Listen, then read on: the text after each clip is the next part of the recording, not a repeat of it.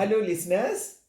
Here is one more very interesting poem from Mary Ann Hoberman, the American children's poet laureate.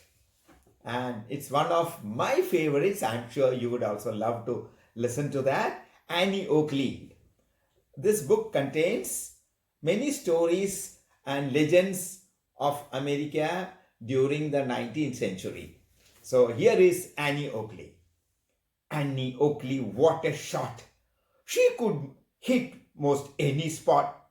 In a contest with a gun, bet your birches, Annie won. When she was a little kid, she learned shooting, Annie did. Shot to keep her family fed. Had to do it, Annie said. Not long after, she went west. Showed them all she was the best. While some guys were pretty good, they couldn't shoot like Annie could. Once a fellow nearly died, but Annie bet him, though he tried. And then what happened? Can you guess? Yes, listeners, can you guess? He fell in love with Annie, yes.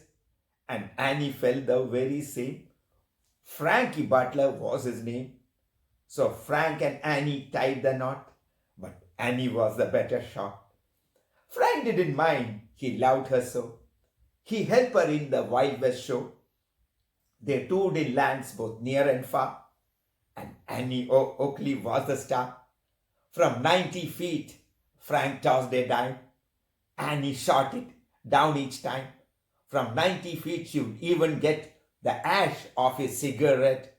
And never did she ever miss. Can you imagine doing this? Sitting Bull was struck with awe, was amazed at what he saw, made her an adopted Sioux, named her little Sure Shot too. In Germany, this is a fact, the 𝐾𝐶 came to see her act. You know, 𝐾𝐶, the emperor of Germany.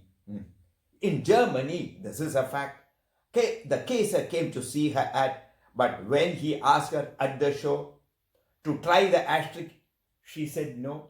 Why? Why did she say no?